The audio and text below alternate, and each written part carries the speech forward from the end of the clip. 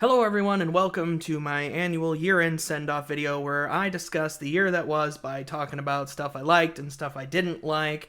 Not so much a best-worst list, more of a nebulous, rambly thing. Or perhaps not, because my script is right here. So if you see my eyes go from you to down low, it's because I'm reading my script. I'm sorry if the illusion is gone, but I got a ton of footage that I gotta get through for other projects, and I kind of just wanted to get this done and out, so. But you should be fine with it. I mean, the real fun is the recommendations we made along the way. McDonald's has one too. I should mute my phone. It does feel odd to jokingly discuss 2020 because the year was bad, and to say that, oh yeah, 2020 may have been shit, but 2021 is going to bring with it a new horizon, as if the numbered year has anything to do with the perpetual shittiness of the world we live in or the people who cause it to be that way, but hey, it's a gimmick. Now, obviously, the lockdown had pretty significant impact on what I watched, played, and listened to in 2020. Like, in most years, there's a pretty wide disparity in which forms of media I gravitate towards. Usually, I'll go with movies more than the other forms, but this year, movies took a major hit, and it was video games that owned it up, so go figure. Weird year. But let's not dilly-dally any further. I was gonna pour myself a glass of scotch, as per tradition, but I recently discovered that copious consumption of alcohol is actually really bad for you. So I've got something else to chase down 2020 and ring in 2021 with. I could have added something to it, you don't know. I didn't, it's just, the only thing added to this is sugar. Movies. So like I just said, movies took a bit of a hit in 2020. I'd always been what you might consider a theater, goer. Not a me. Nudge. Anyway. Unfortunately, this year it was discovered that movie theaters are actually disgusting places where plagues like to congregate, and I didn't go very often, even when they begged me to come back and see Tenet. I only went to the movie theaters once in 2020, such a low number I haven't achieved since infancy. And I wish I could just do a bit on the one movie that I did see in theaters this year, but it was The Grudge. The only movie I saw in theaters in 2020 was The Grudge. Could you imagine if the last movie that I get to see in a movie theater is the goddamn Grudge? I don't remember a single thing about that movie. In fact, the only proof that I even saw it is a faded ticket stub that I left in my wallet for 9 months. Or at least I thought it was. I tried to dig it out. I can't find it. So maybe I didn't even go to see that. Who knows?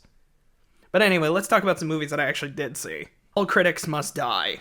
In 2012, my 20-year-old self flew across the country from Rhode Island to San Francisco to film a movie with a bunch of internet nerds in a hilariously short amount of time. Shenanigans that aren't worth discussing here pushed the post-production of the film out to a point where I just assumed that the movie would forever live on in the minds of the people who made it, and that is it. But through hard work and dedication of a few people, it actually came out on April 1st, 2020 to a YouTube release with a live stream post-mortem where the group that was responsible for bringing it to life talked about it, and I was there too for what it's worth. It was kind of incredible to be a part of, to laugh at these goofy jokes and dated references from a group of earnest goobers who just wanted to make something fun and funny with their friends. And in a year that was filled with so much negativity, that was pretty cool to see. The Vast of Night. I guess this is a good problem to have, but I didn't really have a clear-cut favorite of movies that I saw in 2020, and at first I thought it was just because I didn't see that many, but there were plenty of movies I did like. I was actually back and forth between a couple films for this favorite slot. Like, I really liked Blow the Man Down, which had beloved character actress Margot Martindale. The Mortuary Collection was an excellent little anthology film. I really liked Soul, Pixar's latest. I thought Trent Reznor and Atticus Ross did a phenomenal job with the soundtrack and the score of that film. But I decided to pick The Vast of Night because it is a movie that was flat out made for me. The film is set in a tiny Roswellian town where a phone operator and a radio DJ are caught up in a potential alien visitor. The dialogue is quick and punchy. I thought the writing was really great, and I love minimalist filmmaking. Like, there's only a few locations in the film, and there's not much in terms of fancy camera work outside of one bit that they got on a go-kart, which I absolutely adored. But this allows you to focus on the character and the dialogue, which I just said was really good. I thought the mystery was well set up, the movie moves at a fast pace, I really dug it. It's one of the few movies from this year that I actually saw, but it's in an even rarer category, actually. It's the only movie of 2020 that I saw twice. So, take that! All the rest. Host. Is this what that Stephanie Meyer book was about? I kid. The Host, starring Saoirse Ronan, has been bumped down even further on the hierarchy of movies called Host. Now, I'm not talking about this film as a favorite.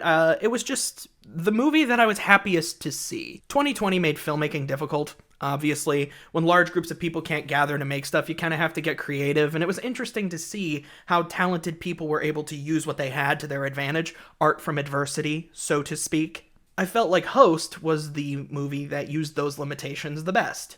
It's set on a Zoom call between a group of friends, and it's like Unfriended but good. Or it's like that other movie that was basically Unfriended, which I forgot the name of and had to look up. It was called Friend Request. So it's like Friend Request but good. A lot of films that are like that tend to be pretty shit, but Host is really good. It uses aspects of the Zoom platform to its advantage in really creative ways. It's not about a bunch of obnoxious high school kids in their late 20s that don't act like teenagers. This is a film about adult friends who are dumb, get drunk, and like to hang out, and I admire that. There were some really creative kills. It was an enjoyable movie. Also, I loved that it was 60 minutes long. That really worked to its advantage. Please do that more often. If you got a story that you can tell in 60 minutes, tell it in 60 minutes. You don't have to pad your film out to 2 hours with fluff and guff. Brahms, The Boy 2. Speaking of guff, similar to my favorites of the year, I had a difficult time picking out least favorites. I mean, there were plenty of candidates that were bad, and plenty of films I didn't like Bloodshot or Behind You or Fantasy Island, but I didn't find any of them to be offensively bad. I ended up picking Brahms, The Boy 2 because it was a film that was the worst aspects of everything it was trying to be. The franchise was already pretty late to the party on the creepy doll thing, and I think they realized the doll they had isn't very creepy in its nascent state, so they worked really hard to make it more demonic for this film. And it was weird because it was an unnecessary sequel, but it both utilized and retconned the previous film. Like, if you're not up on your boy lore, which is a profoundly weird thing to say, here's the deal. The doll is like whatever. Like, it doesn't even matter, because Brahms is just a dude that lives in the wall. He's an adult man, but he's crazy. Whoa! In the second film, the doll is just a demon. It's exactly like Annabelle. In fact, the dolls kind of look a little similar. Like, if you clean Annabelle up and give her a haircut, you'd have Brahms. Trans icon Brahms. Good for him. Honestly, this movie's hysterically bad. It was slow, plotting, disastrously boring. I've said this before, but I get pretty fidgety watching movies that I'm into, and I was practically thrashing on the couch while I was watching this film, just waiting for anything to happen. So, congratulations, Brahms. You win the prize of failure. Music. Even though I certainly had the time to listen to new music in 2020, I didn't really seek much out. I listened to 18 albums front to back in 2020, which, I mean, is nothing to scoff at. That's an album and a half a month, but I listened to a lot of music, either via Pandora or YouTube, but it just was stuff from years past, so that made this fun. Brave Faces Everyone by Spanish Love Songs. So my favorite album of the year was a huge surprise, not just because it was my first time ever really listening to the band in question, but just because what it beat out. In a year that gave me new Deftones, Pussifer, Breaking Benjamin, Pearl Jam, 10 Years, and others, my favorite was from a new band, at least new to me, called Spanish Love Songs. And the reason it stood out is because if there was one thing I had in 2020 as a 28-year-old man with my 30s looming ever closer, it was anxiety. And fuck me if Brave Faces Everyone didn't prick and poke at every single one of those nerves, giving them more power as I felt the dread of aging. Or more specifically, the dread of living. What I loved most about the album is that even with how bleak it said life can be, there was still a level of hope in there. Like, even though the songs are about being kicked while you're down, struggling to get off the couch, or moving through life like you're a sentient slug, there's still hopefulness in there. Like, there's a part in the song where he sarcastically says, "Yeah, right," to this phrase, "It won't be this bleak forever." There's a part where that sarcasm ebbs away to a more forceful, no, it won't be this bleak forever. And in a year like 2020, that hit a bit different. Father of All by Green Day. This was the easiest choice for any category in this video. Usually if an album is bad, I'm not going to subject myself to its entirety because there's really no point. The only thing that I would gain from experiencing an entire crappy album is a 30-second bit in the end of year video, which is very often not worth it. Father of All was not good, but I kept listening to it because I think I just hoped that Green Day of all bands would be able to salvage something, but they didn't. Now, normally when I'm notating the albums that I listen to, I also tend to mark down what my favorite song on the album was, just as a potential talking point for later. I'm pretty forgetful. And for Father of All, I notated that my favorite song on the album was called Stab You in the Heart. And this is interesting because even on the other albums of the year that I thought were forgettable or I didn't care for, I'm still able to at least remember what my favorite song was. Like, for example, I didn't care for Asking Alexandria's Like a House on Fire album, but I definitely remember my time with Lorazepam. It was my favorite song on the album, and I have given it repeated listens. As for Stab You in the Heart, I haven't listened to it since I spun it for the first and only time in my first listen of Father of All, and I don't remember a single solitary note, and it was my favorite. I think part of this has to do with the fact that my interest in Green Day has just sort of waned over the years. Like, I mean, there's still songs I'll listen to. Jesus of Suburbia, Last Night on Earth, Brain Stew. Those still get regular play to this day, but I don't know.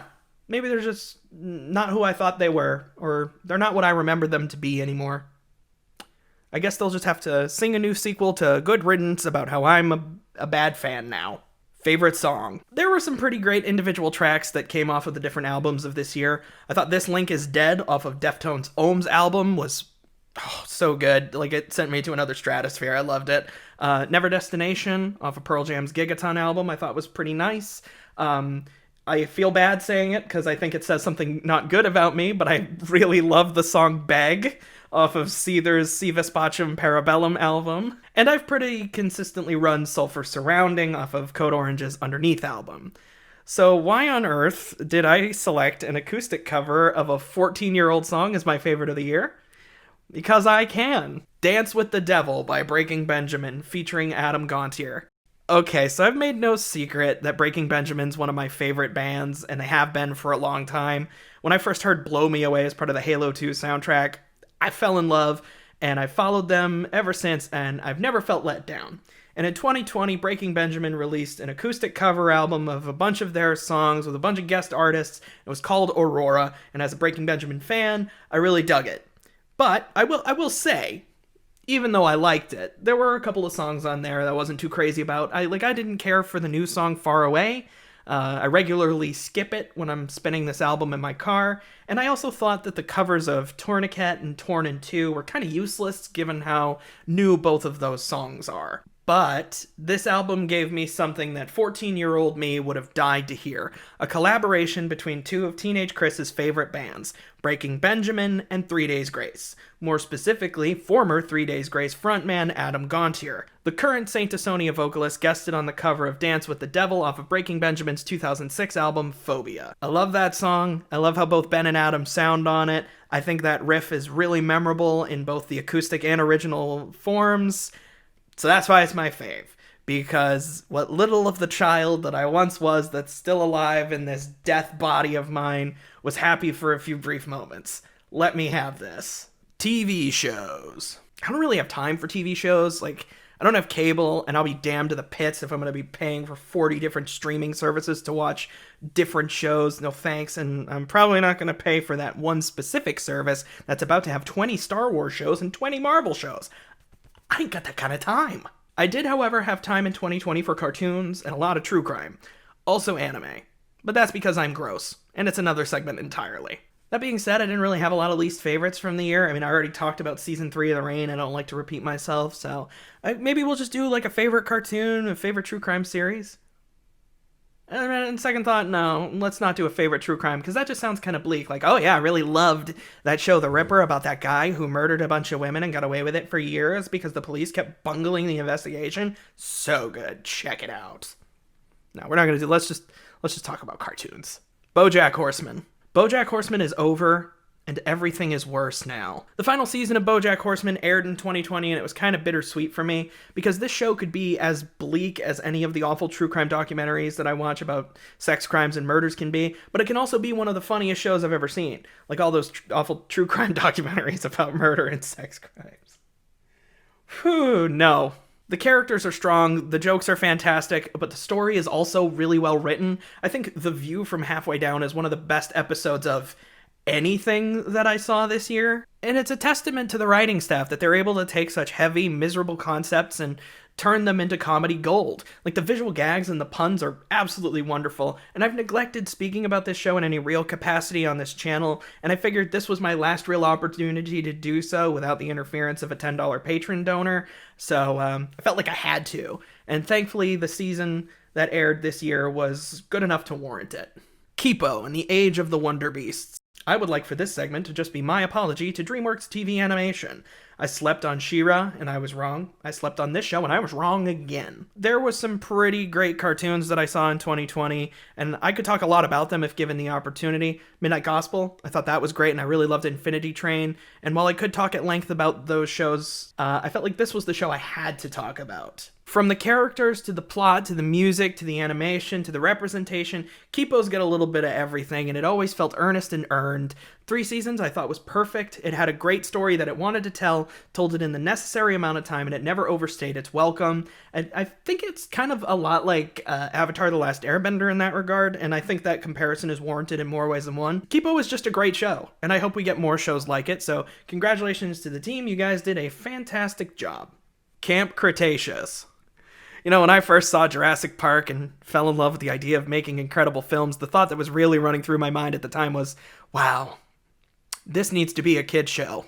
I mean, I kind of get it. Like, Jurassic Park as a franchise has just morphed over the years. Like, the first movie was damn near perfect, and every subsequent entry has sought only to pervert it and make it completely unwatchable and stupid. Oh, you thought gymnastics moves and velociraptor visions was stupid? Well, Colin Trevorrow's on his way to outdumb himself. How much does the island weigh? And you remember when Chris Pratt was that lovable goof, Andy Dwyer, in that show that people like? Well, what if we made him a smarmy sex pest instead? No? Too stupid for you? Well, where's the little girl clone who dooms all of California to death by unleashing a herd of dinosaurs upon the land? I think the next logical step from that was Kids Show. Camp Cretaceous is set during the first Jurassic World film, with some elements of that original movie happening alongside events of the show. A group of children from all walks of life are invited to Isla, not Isla, Nublar, for a summer camp adventure set amongst the dinosaurs. Hijinks obviously ensue, and they're all nearly killed numerous times. I found the show to be hysterical. There's nothing funnier to me than children in mortal peril, and this show had that in spades. One of the kids is a spy, trying to sabotage the dinosaurs under threat of losing her family's farm. One of the kids is a YouTuber, and she's the absolute worst, and also the most relatable character in the show. The show does try to get you to think that one of the kids dies when he falls off of a speeding monorail, hundreds of feet to the unforgiving earth below, but pff, not a chance. The show was terrible. I can't wait for season 2. Anime.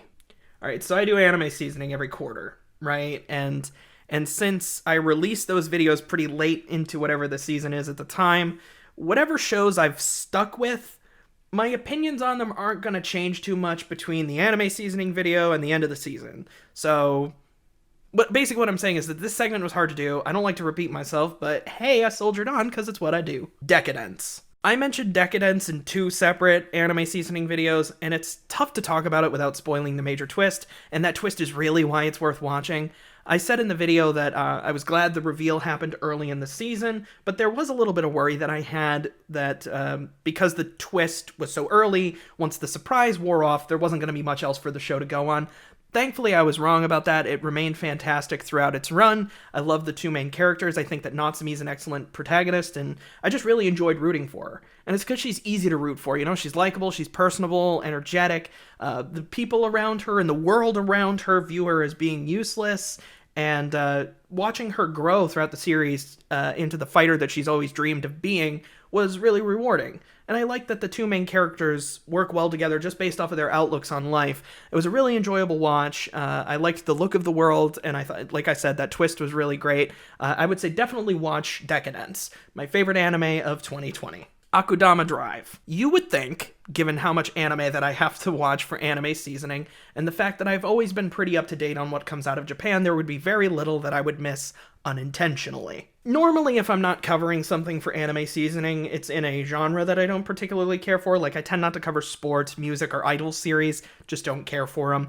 Or it comes out at a weird time, or it's in Netflix jail, which is why I've never covered Beastars, or Blood of Zeus, or Great Pretender, all shows that I liked, by the way. That Freddie Mercury ED over the animation of Cats for Great Pretender, beautiful, loved it, thank you. I'm getting off track. My point is, Chris don't miss, except I did. And I feel really terrible about it because I am a huge Danganronpa fan, and I had no idea that this show had ties to Danganronpa, and somebody else had to tell me about it. So, shout out to you, Mikey, thank you. It's a weird heist, death gamey type show. I mean, I slipped, but I caught up on it really quick, and I'm glad that I did because it's so good. It's not exactly like Danganronpa, but I would recommend it to fans of that series. The characters are all eccentric and fun. There's even like an ultimate element to all of them. Like if these characters had been in high school, we would have the ultimate courier, hacker, doctor, brawler, hoodlum, and throat slicer. To each their own, I guess. Cutthroat's actually a really entertaining character. Massive bastard. I was really excited when the outrageous spoilers happened to him. And I even liked it when the intense spoilers happened to some of the other characters, too. Anyway, this show is great. It's fast-paced. It's phenomenal. I don't think I've ever complimented a show before based off of having excellent scene transitions, but the scene transitions are really distinct and cool-looking. It helps the show stand out. I think everyone should watch it. Check out Akudama Drive. The God of High School. Okay, so obviously this isn't the worst anime of the year, but I don't think it's fair to say that the worst show, my pick, is something I didn't watch through to the end, because obviously Interspecies Reviewers is the worst thing of the year, and I hope it's still falling down whatever pit I kicked it down. God of High School started off as a fun show that got less interesting the higher the stakes got, and sometimes that's a fine line to walk. I get the need to raise the stakes. Like in an RPG, you start off by killing rats, and by the end you're killing God. And this show kind of does that. It starts off as just a martial arts tournament to find the strongest high school student in Korea, and the powers that the characters had were at least tangentially related to that. But by the end, the show was basically DBZ, and I couldn't even tell you what the hell they were fighting for. Like, it started as a martial arts tournament, and now it's the end of the world. And none of the characters are even in high school. It wasn't a bad show by any stretch, it was just not great. And in the list of shows that I actually completed in 2020, it was just on the bottom tier. Manga. I don't want to complain, but this is always the hardest section to even consider, because I just read so many series year over year. It's constantly growing. New stuff comes out all the time. Series continue from year to year. Stuff gets canceled. Sometimes I'll go back and read older series, like you probably saw in the background of some of my videos this year. I had Tonkabon volumes of the Siren series, which is a decade old, and I read all of it, and it's a decent little series. I also read all the available volumes of Made in Abyss, which is a great series, steeped in a lot of yikes. Please, fella, stop drawing your preteen characters in the nude, because it doesn't do anything but add very, very creepy vibes. Thankfully, the show Made in Abyss is good about staying away from that. Anyway, manga's always difficult to talk about, and I don't like to repeat myself, so this was interesting to put together. Kaiju number 8. This is still a relatively new series compared to the others that are currently running in Shonen Jump, but damn if I didn't fall in love with it almost immediately. The art style's fantastic, the story's really good, and I think the characters are strong. Kaiju number 8 is about an older man who works in cleanup. I say older man, dude's 31, that's 2 years older than me. Anyway, he works in cleanup. Basically, when the strong characters kill one of the kaiju monsters, he's one of the guys gotta scrub the guts off the sidewalk. He dreams of being a fighter, but he's just not strong enough, so he's stuck at the bottom. His apprentice is this brash kid who also dreams of being one of the fighters, but he's got the determination to see it through. And when his boss gains the ability to turn into one of the kaiju, the duo have to keep the secret, fight the other kaiju, and not get team killed. There have been some really great character moments in the series thus far, and for one this young, that's pretty impressive. I actively get excited to read new chapters of it, and I guarantee you that it's going to get an anime adaptation pretty early in its run. I wouldn't be surprised if it's one of the powerhouse studios as well, like Bones or Mappa. I'm really excited to see where the series goes in the future. It was fantastic. I highly recommend check it out now, so that way you can have one up on the anime people when it comes about. Undead Unluck. Okay, so this wasn't my favorite of the year, but it is the one that I found to be the most interesting. This series had a real roller coaster trajectory throughout the year. Or maybe not a roller coaster, more like an elevator, because it started at the bottom and then it went up. Let me explain. I hated this series for the first 20 chapters of its existence. Series about sex pestery are a real turnoff for me, and they were committing sexual assault right from the word go, and they only got like, Kya! In response. I don't like that. I was set to hate this series forever, but then something really strange happened. It stopped focusing on the weird fan service and yikes elements of its main characters, and instead it developed some interesting antagonists and side characters. The action became more focused, and the fights had more interesting gimmicks to them. I'll go so far as to say, the fight against Unrepair is actually incredible. There's a ton of characters in it, they're all interacting with their powers and talking, and it's just really well put together, really well done. I commend whoever had to storyboard everything that was going on in that fight. In a recent chapter of Undead Unluck, the two main characters kissed, and I was actually happy about it because it felt earned finally. If it had happened earlier in the story, I'd have been disgusted. But the series actually grew and changed, and I'm actually interested to see what happens next. That said, it is hard to recommend. 20 chapters is a significant amount of bad that you have to get through to get to the good stuff, and I know that can be a struggle to sell to some people. But I would say it is worth it. The good stuff is good enough to warrant it. Stick through the early bad, because the current good is really good. Our Blood Oath. So this series is a little bit newer than Kaiju number 8, but it's the complete opposite. It's fucking terrible. Which is intriguing, because I just talked about Undead Unluck and how it completely turned itself around from being terrible in the beginning too. But I don't see that happening here, because this series is basic as fuck. And it's probably not going to last long anyway. I'm assuming it's pretty close to cancellation, and I'm just spitting prematurely into an already dug grave. Still, I wanted to talk about it because I'm not sure who this series is for. It's about two brothers. One of them's a human, one of them's a vampire. One of them's a teenager, one of them's like a little kid. And their blood has different effects on the other brother that happens to be fighting at the time. It either gives them strength boosts or regenerates them. They get in fights with other duos, and it's pretty boring. Outside of one element, and it has to do with the genre. Vampire media is usually, not always but often, pretty horny on main. It's just built into the lore. Biting somebody on the neck is pretty intimate, and it's usually portrayed as such. So I find it odd in this series when the younger brother, little kid, is biting his older brother on the neck. It's weird, right? That's weird. It's weird and bad, but Shonen Jump's about to break out the garlic necklaces to banish this shit to the cancellation shelf, so bye-bye. Books. Oh, those mangoes aren't real books. How about some books that have words in them, Mr. Writer? Okay, I got you covered there too. I read books in 2020. And I had a hard time picking out my favorite because I didn't know which one of my books to choose as the best book of the year. In years past, that was always an easy decision because I only wrote one book, but in 2020, I made the gravest error of writing two, thus making this segment impossible. Do I pick my early 2020 novel, Twin Universe Book 1, The Demon Lord of Beacon City, as my favorite book of the year, a tale of two twin brothers who are transported to a fantasy land of magic and monsters where a demon lord is kidnapping users of magic and using them to power his domain?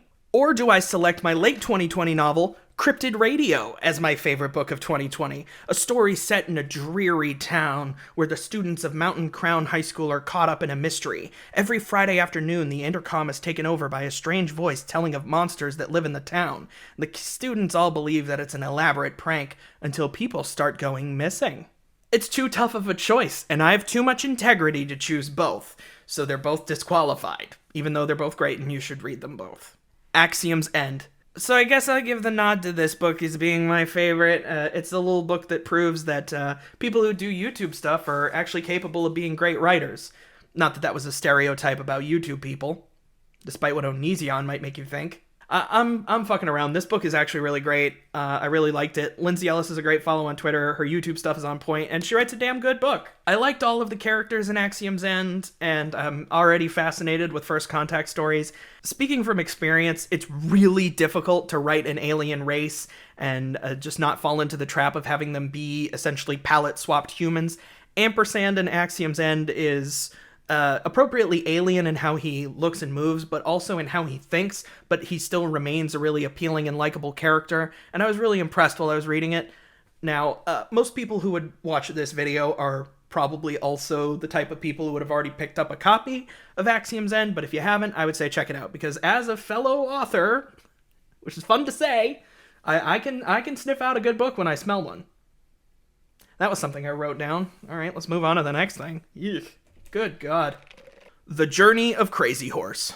Okay, so the worst book of the year is obviously this one. Ready Player 2 fucking sucks. And if you follow this channel, you know I've been releasing my reactions to this in supercuts, and the amount of times that I've said that I hate it or that Ernest Cline is an absolute hack would obviously tell you that's enough for you to determine that this is the worst book of the year. Duh. But I've already said I don't like to repeat myself. Have I already said that? Fuck. So I wanted to discuss something that I haven't already done in video format, especially not something as exhaustive as my coverage of Ready Player 2 has been. So I decided I was going to talk about this book, The Journey of Crazy Horse, by Joseph M. Marshall III. Over the course of the lockdown, I wanted to get more in touch with my heritage, more specifically somebody else's heritage that's at least a little similar to mine. Like I've said this before, but my Native American ancestry is the Northeast, and the Lakota are the Midwest, but I don't care. I think Crazy Horse is an interesting figure, and I wanted to learn more about him, and I figured learning about him through the lens of somebody who's in the same tribe as him would have been really interesting. And this book advertises itself as being about the man himself, the man behind the legend. That's what this book advertised. Instead, he's deified in the book in profoundly strange ways. Like, it doesn't even seem to acknowledge that he was fallible in any way. Like, anything Crazy Horse did in his life that could be deemed as questionable is either moved past or outright forgiven by the writer, like the wanton murder of lesser tribes in the area he lived. It goes so far as to say, like, yeah, they were slowly gonna starve those guys to death when they weren't hacking them to pieces, but at least it was honorable. It's also clear to me that the writer of that book is insane. He compares himself to Crazy Horse a lot, going so far as to say that the oppression of the Lakota people that he experienced in the 1960s and 70s was similar in any way to what Crazy Horse experienced in his time, which, no. I was hoping to learn more about the man Crazy Horse, but instead I got weird fanfic from an obsessed fanboy. No thanks. Video games. Video games were pretty good to me in 2020, and, extended time at home saw to that. I got to take out some pretty significant chunks of my backlog, and courtesy of the Black Lives Matter bundles that I donated to, I got to try some great indie games as well. I would highly recommend, if you already have those bundles, or if you want to get them, Code Romantic, A Short Hike, and even in Arcadia are really great little indie games. Please check those out if you get the opportunity. As for picking my favorite video game of the year, that's usually difficult because I don't play a lot of games that come out in the year in question, so, I mean, sometimes I feel like it's unfair. Hades. Yeah, it had to be Hades, because Hades was unlike any game for me in 2020, or a lot of recent years for that matter. I immediately fell in love with it, which is always a worry for me because it's happened to me numerous times that I'll fall in love with a game for the first few hours and then extended play I grow to hate it. Never happened with Hades. I spent more time thinking about Hades than most other games. Like, I would be at work and I'd be thinking about what my focuses were going to be in my next session of Hades. That's how much of my thoughts it occupied. And I really loved it because it was a game that respected me as a person who plays video games. Dying was never a big deal because there's all sorts of stuff you can do when you die as part of the story, and it's not so much a punishment. The game also has like a little god mode that gives you a strength boost every time you die, because this game understands that you probably have other video games in your collection and you might want to play more than just this one video game. Isn't that a novel concept? And you can actually get through it to the end, just through attrition. You'll make it to the end eventually. I loved walking through this game, discovering things. I liked talking to the other characters. I wanted to learn more about them. I wanted to fuck all of them. I'm a sucker for Greek mythology. I love these interpretations of these characters. Hades as a grouchy desk clerk is just perfect. I loved to see him sitting behind that big dumb desk of his, flipping through his papers, and his sarcastic quips were really funny. I like Zagreus as the protagonist, too. He's, as you would expect of the son of Hades, he's very well-spoken, polite, and he loves dog, and I love dog, so Hades is best game of 2020. Eternal Sonata. Yeah, I know, this game didn't come out in 2020, but I played it in 2020, and I want to talk about it because there's a memory I'll always have of being young in a Kmart, I think, and an uncle of mine, I told him that I wanted this game, and he immediately asked if I was gay. Fellas, is it gay to like aesthetically pleasing, interesting looking RPGs? I'm asking for a friend who got vetoed from the family years ago. Anyway, after he said that, I endeavored to get this game anyway, but I never got around to playing it until this year, and I really liked it. I loved the characters. I thought the world was beautiful. It's a really good-looking RPG on the 360. It was like a weird niche RPG, but I just loved it. And being about composer Frédéric Chopin meant that the music was beautiful. I don't know why I did that accent, but I enjoyed the game. I thought the light and dark elements in the battle system was pretty cool. It was fun to experiment with the different characters to form strategies. I just really liked it. It was a pleasant game. There was a bit of late game bullshit that was probably bullshit because I wasn't paying attention, and it's probably my own fault. That tends to happen. But it did overlevel me to the point that the final boss was an absolute pushover. But this was a nice game. If you can track down a copy on the 360, I'd say give it a shot, because it's a really good RPG that I don't think a lot of people played. Genshin Impact. I don't get to ignore this game. I don't get to make an hour-long video on Xenoblade Chronicles 2 about how horrible its gacha system was, and then let Genshin Impact get away scot-free. I put a full RPG's worth of hours into Genshin Impact, but I had to stop. In fact, I rage quit. And it wasn't because there was a gacha system that was so unforgivable that I never got any characters, like what was happening to me in Xenoblade 2. Actually, I was getting characters at a pretty decent pace. My problem with this game was all of the other elements in the game that dictated it had to be a gacha in the first place. As enjoyable as the moment-to-moment fighting and exploration is in Genshin Impact, the problem comes with the multiple currencies, leveling up your characters, and leveling up the world. I'm going to keep it brief because it can be pretty complicated, but suffice it to say, there are certain items that allow you to level up your characters past certain threshold, but to get those items, you have to fight specific enemies. Well, if you don't do that right away, you're going to be fucked if the world levels up, because then they'll be too strong, and that's what happened to me, because I wasn't able to defeat any of those monsters after the world leveled up. It was too high a level, and none of my characters could scuff the paint. So I was basically in an unwinnable situation, and I didn't want to stick with the frustration of fighting my way through it. And that's a damn shame, because I really did love this game. The world was beautiful, full of things to find, secrets to uncover. I was excited to see new characters get introduced into the game, because the designs are pretty good overall. And I would get excited to play as new characters, but now I don't get to. I mean, I still follow the Genshin Impact Twitter, so I still get to see the character designs at the very least, but now I don't get to play them. And you know something? It's really disappointing, because I was eager to have this video and to come out and be like, Genshin Impact's actually great, guys. You remember how I complained for an hour about a gacha game? Well, here's what I'm looking for. Didn't end up being that way, because making money over making a well-designed game was prioritized, and that finally caught up to it, so it's really sad. The Halo Trilogy. No, not the Master Chief Collection, which also has Halo 4 and has recently added Halo's Reach and ODST for a small fee. 2 games that do not contain the Master Chief, but are part of his collection. I am talking specifically about Halos 1, 2, and 3, because I replay those 3 games every year, and it's getting harder and harder to do that. More so with Halo 1 and Halo 2, because the age spots are really pronounced with those 2 games. Both Halo 1 and Halo 2 have some admittedly terrible levels that drag the entire game down. Halo Combat Evolved is great for like 2 or 3 hours. Right up until the Flood arrives, and then the game is basically shit until the final Warthog segment, and even that segment, I think, is losing its luster on me, because the Warthog in Halo 1 didn't really control that well. Halo 2 is strong to start, and it stays better longer. There's more variety with the weapons and in the mission locations, which helps, but those late-game Flood levels are an absolute abomination. At the Quarantine Zone, yuck. Gravemind, super yuck, and High Charity is, I didn't remember this in years past, but High Charity is the absolute worst. That level is so bad that I had to go back to the 2004 era graphics just to see where I was going.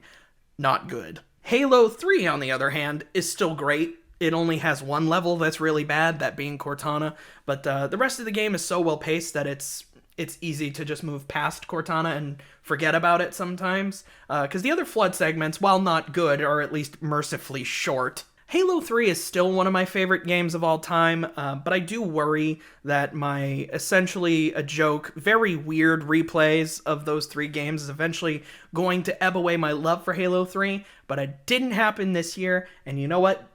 I'll take it. Conclusion. In conclusion, 2020 was a bad year for life, but I did enjoy some of the shit I got to experience while hiding from it. As we move through 2021, I'm going to try and get through more of my video game backlog. I don't know if my movie watching habits are going to improve. I'll certainly try, but no promises. And I'm going to try and see more shows that aren't anime or true crime, but no promises. 2021, you've got a low bar to clear. Stick the landing, please. As for the rest of us, that's it for my 2020 video. I hope you liked it. I hope you got some stuff that you want to check out now based on my recommendations. If you want to support me, head on over to Patreon. $2 patrons get 24-hour early access to videos like this, and $10 patrons can choose a topic of discussion within reason. As I said earlier, links to my novels are going to be in the description, along with a link to the webcomic that I've been working on since September. I took a bit of a break from it so I could draw character profiles for Cryptid Radio, but that's coming back strong soon, so follow me on Twitter and Instagram for updates and artwork. I'm a very busy boy, and more stuff's coming, so keep your eyes out for everything. I hope to see you down the line in 2021. Thank you, and cheers.